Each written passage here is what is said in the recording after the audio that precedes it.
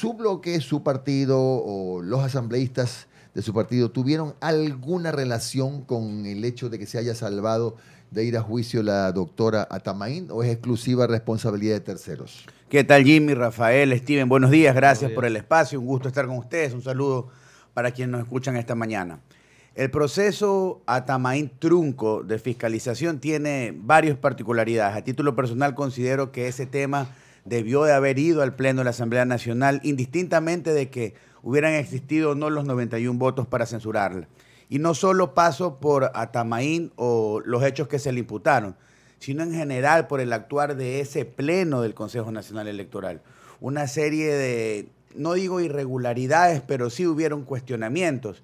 De hecho, un tema muy vergonzoso. Hace alrededor 3 semanas más o menos comparecieron al Pleno en la Comisión de Fiscalización, Jimmy, los 5 vocales, para fundamentar en algún caso los elementos de cargo en contra de Atamaín, pero lejos de fundamentar los hechos vinculados al juicio político, eso se volvió un mediocre cruce de acusaciones de reparto, porque decían, tú en la provincia tal la manejaste, el otro la manejó, y ahí apareció el famoso señor Loyo y todo.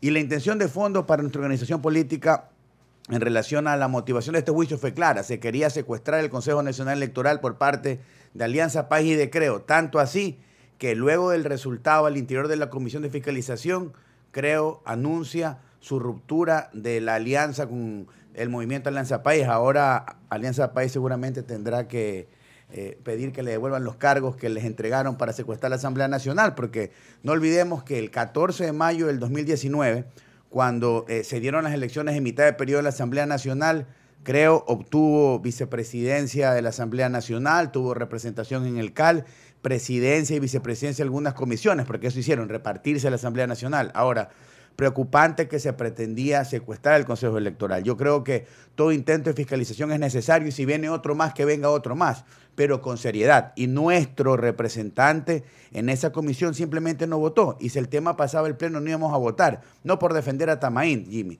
sino por el hecho de que se estaba intentando secuestrar la administración de un proceso electoral a menos de un año del mismo.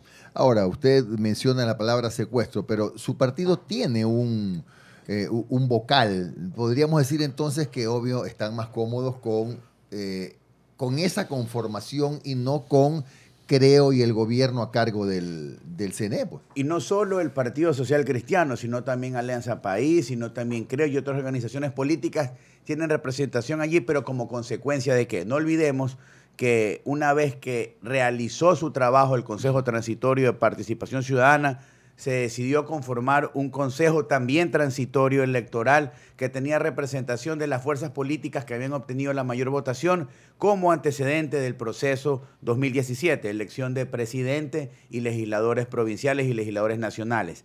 Eso motivó luego un concurso de méritos y oposición en el que sí participó nuestro representante y tuvo un espacio allí. Pero a partir de ese momento, las decisiones partidistas, Jimmy, son unas, y las decisiones que él toma a título personal, ya como servidor y funcionario público, son otras, y han estado absolutamente distanciadas. Y de hecho, es un tema que se cuestionó mucho tiempo. Es más sano, es más democrático que en ese estamento exista una pluralidad, de representantes de algunas organizaciones políticas, como constitucionalmente pasó siempre con el extinto Tribunal Supremo Electoral. ¿Qué pasó durante los últimos 10 años? Cuestionado severamente, que una sola organización política controlaba. Vamos a hacer un símil con el fútbol, era el dueño de la cancha, de la pelota, del árbitro, de los jugadores. Ahora, yo no digo que eso sea el sistema más correcto, pero en todo caso, esa fue la propuesta del Consejo Transitorio y por eso participó la persona que hoy tiene ese espacio allí. Reitero, preocupa mucho todo lo que está pasando con el Consejo Nacional Electoral. Sobre todo la provincia que más problemas tuvo en la elección seccional fue la provincia de Los Ríos. Casi 70 días después que todo el Ecuador había tenido autoridades posesionadas, allí recién se pudieron dilucidar resultados. Y es un tema que tenemos que y en medio de múltiples denuncias de corrupción. Y absolutamente, Steven, de todo. Así es. Ahora, luego que se presentaron también en todas estas... en la comisión se presentaron múltiples denuncias precisamente de acusaciones y denuncias de corrupción. ¿Qué va a pasar? Simplemente ya con lo que la comisión no dio paso para que vaya al Pleno, el juicio político de Diana Temain, ahí van a quedar las cosas, ustedes van a hacer algo adicional, ahí queda todo ya. Esa es una buena incógnita y hay un tema de fondo. Hay procesos penales que se están tramitando, inclusive uno en contra de este famoso ciudadano Loyo, que si usted revisa su historial, pues prontuariado, por decirlo menos. Por lo tanto, desde lo que podemos hacer como ejerciendo nuestra facultad de fiscalización está que la justicia haga su trabajo. No podemos intervenir en aquello. Pero si queremos una respuesta clara, Steven, ese es el tema de fondo. Porque pasa un escándalo, el juicio también fue un escándalo y finalmente ya está archivado. Hoy estamos tratando el tema y probablemente la coyuntura nos lleve la siguiente semana a tener otro tema en primera fila. El juicio político a la ministra Romo no está calificado. No es una urgencia todavía en la Asamblea. Bueno, yo creo que, a ver, es un tema que hay que analizarlo con detenimiento. Llevar un juicio político no implica necesariamente condenar. Y tampoco se puede utilizar la herramienta del juicio político para perseguir a nadie, Jimmy. Eso no está bien. Ahora, yo creo que la ministra Roma ha cometido varios errores y su balance como funcionaria pública, para mí, deja mucho que desear. Y vamos a los resultados. De hecho, el día de ayer se hizo viral aquí en Guayaquil, en Twitter, un tuit de una señora que decía que en el propio parqueo de un centro comercial que está a menos de 1 kilómetro de donde estamos, adentro del parqueo le habían robado. La inseguridad.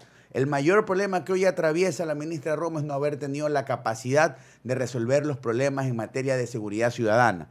Y la ciudadanía la está exigiendo y lo venimos viviendo. Y pasó en la calle y también pasó al interior de los centros penitenciarios. Eso y una serie de cosas han motivado que hoy ella nuevamente tenga un segundo pedido de juicio político. Ahora, ¿por qué? El primero sí me pareció canallesco y payaso. El avión, pues es la ministra de gobierno, pues ¿qué quieren? Que la maten. Si tiene que combatir al AMPA, tiene que combatir al delincuente, tiene que ir con seguridad donde se mueve, es claro, al menos mientras dure su investidura, como lo hace un alcalde, como lo hace un presidente, etcétera. Ahora, este segundo procesamiento está vinculado con los hechos que se suscitaron en octubre, con la utilización desmedida de la fuerza para algunos, que las bombas lacrimógenas o los gases lacrimógenos estaban caducados, etcétera. Está allí, vamos a ver qué pasa. Ahora, seguramente el CAL lo tendrá que calificar porque calificar un juicio político no es complejo. Usted simplemente tiene que verificar se cumplen con los presupuestos que establece la ley. Es algo más formal sobre todo. Claro, ¿no? Son temas de forma, Jimmy. Pasa a la comisión y allí habrá que ver en función de las pruebas, reitero. Ahora,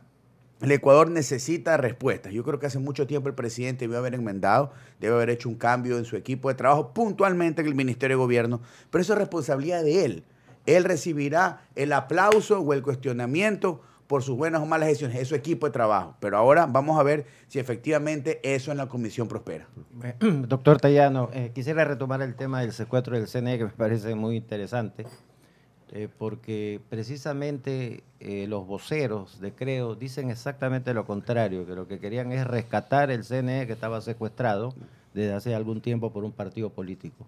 Rafael, indiscutiblemente ahí hay un problema entre 5 personas, y nótese esto, son solo 5 personas los que conforman el Consejo Nacional Electoral. Se pusieron de acuerdo, establecieron una mayoría, la señora Tamain la presidenta, el señor Pita el vicepresidente. Y desde ese momento empezaron internamente un cruce de acusaciones. Ese es un problema de una mesa de 5 que trascendió al Ecuador entero, lo cual es penoso y es vergonzoso. Y además un poco hilando como abogado le puedo decir, si usted me pregunta a mí, ¿qué va a pasar allí?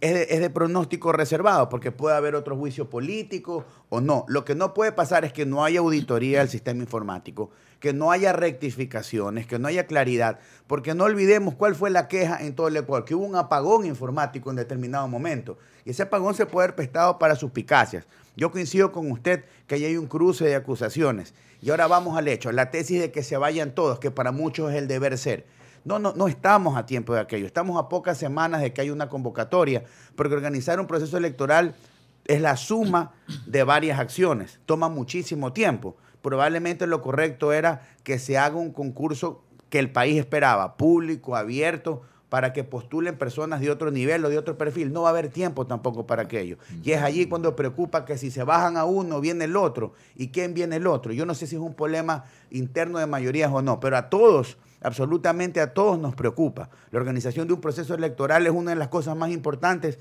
dentro de un Estado de Derecho y sobre todo para el ejercicio democrático. ¿El Partido Socialista votó a favor o del juicio político? No, nuestro vocal no votó a favor, se abstuvo para que no haya informe. Ahora, es una comisión que está conformada, Rafael, por 12 personas. Correcto. ¿Podía haber habido o no podía haber informe? A título personal, Vicente Tayano, yo considero que ese proceso debió haber pasado al Pleno. Yo no creo que en el Pleno iban a haber probablemente los 91 votos para censurar a Tamaín, pero sí era importante que el nivel de debate trascienda más allá de una comisión que tiene problemas y que ya tiene malos precedentes, porque hay gente que llega allí condenada y otros que llegan salvados. De hecho, el ejemplo que el licenciado Jairá la ponía, cuando María Paula Romo llegó a la Comisión de Fiscalización, el Ecuador entero sabía que no iba a pasar absolutamente nada porque ella había 7 votos del oficialismo. Acá el tema se movió de una u otra manera. Siempre cuando llega al Pleno existe al menos la posibilidad de discutirlo un poco con amplitud. Correcto. Pero por lo menos ahora es lo que pasó. Steve me preguntaba, bueno, ¿y qué viene más adelante? Yo creo que todavía sigue siendo aquello pronóstico reservado. No creo que solo para Tamaín, porque de esa comparecencia usted puede presumir que Pita también tiene responsabilidad en algunas cosas. Por ejemplo, lo que pasó en Los Ríos, porque era el encargado administrativo de la provincia de Los Ríos, la provincia en los mayores cuestionamientos. La señora Cero también terminó cuestionada. Entonces es un tema complejo. Yo creo que esperemos, Rafael, por el bien del país y del ejercicio puro del sufragio, que esos problemas personales los dejen a un costado. Le pregunto al doctor Tayano, jefe de bloque del PSC, ¿la votación de la Revolución Ciudadana fue consensuada con ustedes o cada quien votó por su cuenta? Es una buena inquietud y de hecho es reiterativa en algunos medios de comunicación, Rafael. Primero, soy claro, a veces en un parlamento hay coincidencias y discrepancias. Por ejemplo, como consecuencia del archivo de la ley tributaria en diciembre. Pueden haber acuerdos golondrinas. Claro, o sea. en la ley tributaria ellos votaron exactamente igual como votamos nosotros. Pero eso no implica que haya un acuerdo, Rafael, con hoy Revolución Ciudadana. Antes eran Alianza País, usted ya no sabe ni cómo se llaman. Hoy son RC y se cambiaron de número. Siempre han existido discrepancias ideológicas, existen y probablemente van a existir. No soy adivino para decir en qué puntos, pero hay diferencias de conceptos. Y en el Parlamento también han existido coincidencias. Para mí, la coincidencia de diciembre fue una buena coincidencia porque evitamos que le pongan más de 700 millones de dólares al Ecuador. Al menos nosotros votamos conscientemente por aquello. Si ellos votaron en contra por eso o por alguna otra motivación que podrán tenerlo, no lo puedo responder, Rafael, pero yo le puedo garantizar que nuestra votación siempre ha sido consecuente en función de lo que pensamos. Y hay veces inclusive que el propio CREO ha votado como nosotros votamos y nosotros hemos votado como vota Alianza País. Un parlamento es eso. Hay acuerdos y hay discrepancias. Pero como usted bien dijo, lo bueno era aclarar eso porque usted sabe cómo se multiplican las leyendas urbanas. Mire, absolutamente. Y de hecho, si usted revisa algunas cosas, bueno, y aquí votaron igual y acá votaron igual. Y no hay un tema de coincidencia. De hecho, siempre hubo una oposición. Y yo creo que no fue extraño. Pasó, ustedes tienen mucho tiempo en la opinión pública, pasó. Si hay alguien que discrepó con Correa, fue el líder de mi organización política. Si hay una organización política que discrepó con Alianza País, sí, siempre con altura. Nunca intentamos cruzar la línea y creo que en beneficio del país lo seguiremos haciendo con ellos y con quien sea, pero siempre de manera responsable y desde la línea del respeto para proponer, no para perseguir, no para crear problemas. Hay algunos que hoy no entienden aquello y en ese parlamento hay rivalidades eternas. Sí, hay gente a veces que vota en contra porque el uno votó, pero eso que sea estricta responsabilidad de quien lo hace así. Todas estas rivalidades, todos estos problemas que se presentan en la Asamblea, la gente percibe que algo anda mal ahí adentro, ¿no? Y los niveles de aprobación son realmente muy bajos de la Asamblea Nacional. ¿Qué es lo que significa para usted, ya a nivel personal, formar parte de una asamblea con tan bajo índice de aprobación? Steven, es una asamblea muy complicada. De hecho, los números lo dicen. Probablemente siempre un parlamento es poco popular o es impopular, pero este aún más porque ha cometido una serie de errores. Este parlamento desde el día 1 ha venido, como decimos aquí en la calle, de tumbo en tumbo. Se fue un presidente, después vino otra presidenta, no hubo continuidad, hoy tenemos una nueva guía. Yo creo que a partir de este momento Litardo hace lo que puede y lo que está a su alcance. Veo que muchas veces Litardo no tiene una agenda clara de consenso de los primeros a respaldarlo, su propio bloque legislativo. Ya hay una serie de discrepancias. Y si usted me pregunta a mí por qué una asamblea tan desprestigiada, yo creo que el problema se dio al día 1 de asamblea. Las comadres y los compadres se pelearon. Y los problemas de una organización política, Alianza País, fueron elevados a problemas o a nivel de categoría de problema del Estado. Esa decisión Esa ruptura definitivamente le pasó a la Asamblea Nacional factura. Y luego de eso, la poca claridad de establecer una agenda legislativa. Hasta el día de hoy no tenemos una agenda legislativa. Y si usted revisa una encuesta, o va a la que vale de verdad, aquí abajo, al señor que está cuidando el carro, que está vendiendo algo, el primer problema, la primera preocupación del guayaquileño y del ecuatoriano es la falta de empleo y luego la inseguridad. Es sencillo, no hay que ser genio para saber que de eso tenemos que discutir. Algo se hizo en materia de seguridad, aprobamos una reforma en materia penal durante el mes de octubre del año pasado, pero estos casi 3 años de asamblea hemos legislado en función de la coyuntura y se ha fiscalizado a la carta. Y ese es uno de los grandes problemas. A título personal, obviamente, a ratos es frustrante. Uno está allí, uno quiere aportar. Es mi segunda experiencia legislativa. Recuerdo que la primera tuve la oportunidad con Jimmy de compartir, hace varios años, aunque sea por poco tiempo, una curul, pero uno siempre quiere propositivamente aportar, pero a ratos el tema es complicado y en un parlamento, Steven, las decisiones pasan por una mayoría.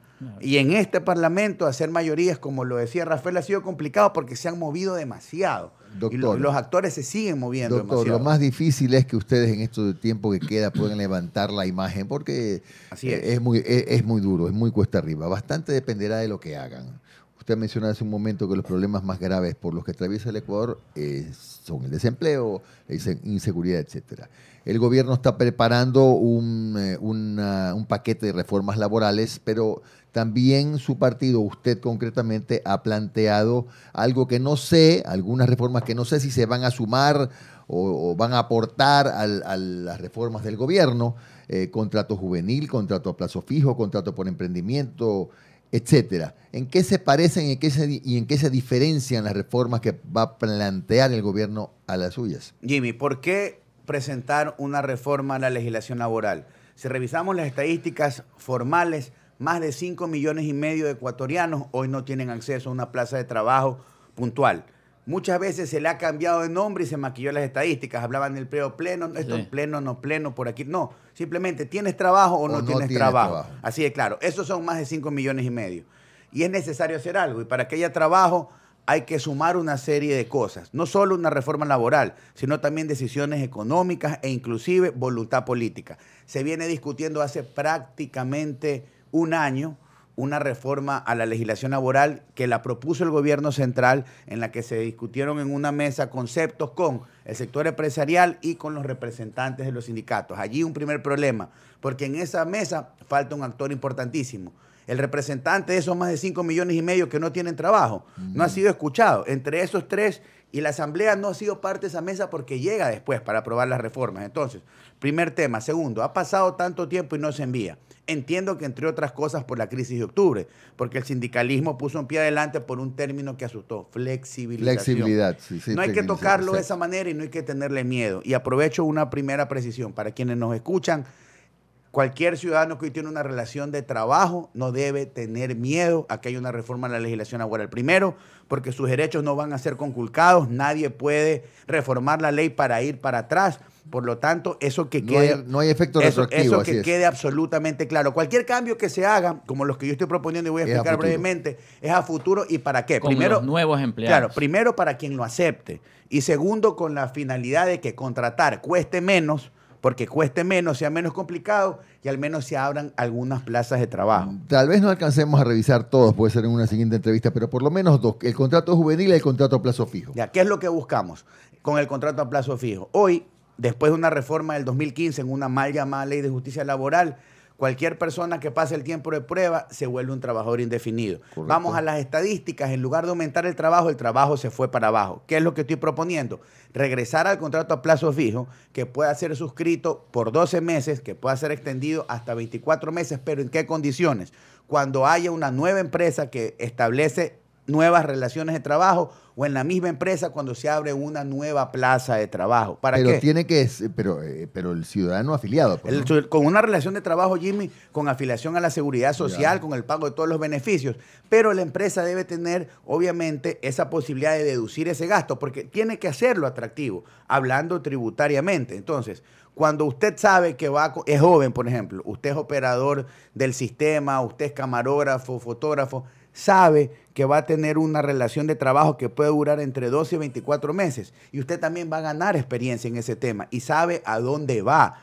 Tiene las reglas absolutamente claras. Y cuando se vence el contrato, ¿qué pasa? ¿Se lo liquida? Ahí hay dos posibilidades. Si el empresario tiene la capacidad económica y está de acuerdo con el trabajador, el contrato puede ya pasar ahora sí al régimen de contrato indefinido. Y si no, la relación se termina pagando los rubros que dice el propio Código de Trabajo. Aquí no estamos inventando, lo que estamos es creando una posibilidad. Ahora, en el segundo caso del contrato juvenil, si hay un gran problema que tienen los jóvenes es que, bueno, dame tu experiencia, ¿en qué trabajaste? No la tienen. Entonces, claro. ¿Qué estamos proponiendo? Que entre 18 y 24 años exista una posibilidad de trabajar en un determinado porcentaje dentro de la empresa. Que eso sí lo tendrá que fijar el Ministerio de Trabajo. Segundo, la afiliación al Seguro Social va a costar mucho menos y ahí viene un beneficio para quien está en la plaza de trabajo. Hoy más o menos cuesta 20% y un poco más la afiliación porque paga el 9.45 el empleador, el 9.25 el trabajador. ¿Qué es lo que estoy proponiendo? De que primero el aporte a la seguridad social no cueste más del 5%. ¿Y por qué? Porque el joven no está pensando en jubilarse. Entonces, como el aporte cuesta menos, Jimmy, usted va a recibir, primero, atención de salud, que es la que más interesa, y riesgo de trabajo.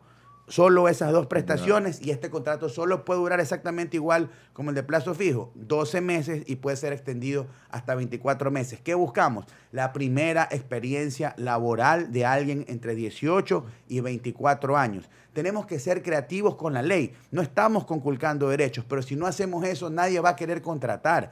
Y ese hecho de que abre plazas para el joven simplemente es letra muerta. Esto es una propuesta. Puede ser mejorada, puede ser cuestionada. Lo que yo intento es poner el tema de la reforma laboral en la mesa, porque si esperamos que el gobierno la presente, probablemente van a pasar muchos meses. Y al interior de la Asamblea, en la Comisión de Derechos de los Trabajadores, de la cual soy parte, tenemos un código orgánico, pero es un código gigante que reforma toda la legislación laboral en materia privada y en materia pública. Eso va a tomar por lo menos 1 año y medio. Hasta eso yo creo que hay que tratar de dar herramientas para los emprendedores. Por eso contrato de emprendimiento, por eso contrato a plazo fijo, por eso estoy proponiendo regular el trabajo semiautónomo y otras modalidades que son una realidad. ¿Por qué? Ante la falta de trabajo, el ciudadano busca arreglárselas, busca resolver su tema de falta de ingresos. Y es interesante de eso de los emprendedores porque ahora hay la modalidad de los intraemprendedores, que tiene que ver sobre todo con la de los centennials, que es la nueva forma que ellos plantean tener un emprendimiento dentro de una empresa y así los contratan. Que de hecho yo estoy regulando allí, lo he llamado el contrato, el teletrabajo. ¿Qué es lo que hago?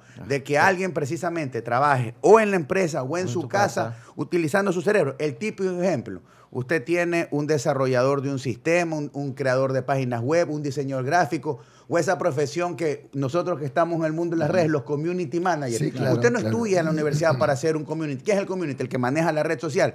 Lo puede hacer de su casa. Usted va a tener una afiliación que yo estoy proponiendo. Ese es como el quiebre al contrato por horas, porque hay una prohibición constitucional de trabajar por horas. Aquí estoy proponiendo la creación de una modalidad de trabajo que se llama el teletrabajo. Usted va a trabajar X número de horas, va a tener una afiliación a la seguridad social, pero lo puede hacer desde su casa o ahora, hablando del emprendimiento, los famosos lugares compartidos que son los coworking. Claro. Es que tenemos que ser creativos, ahí está la ley, no estamos violando la Constitución. Quedando atrás. Pero miren, estas propuestas apuntan al joven o inclusive a esa persona de más de 40 años que se quede de trabajo. Hoy en este país, alguien de más de 40 años pierde su trabajo, está casi que condenado al desempleo y tiene que buscar una actividad por cuenta propia y se hace creativo. Eso es lo que buscamos con esta reforma. Puede ser que no sea completa, pero lo que intento es poner el tema en la mesa de discusión. Gracias, doctor Vicente Tallano. Hablaremos más adelante con un poco más de detalle de este proyecto. Gracias a ustedes. Buenos días. Un buen día, doctor.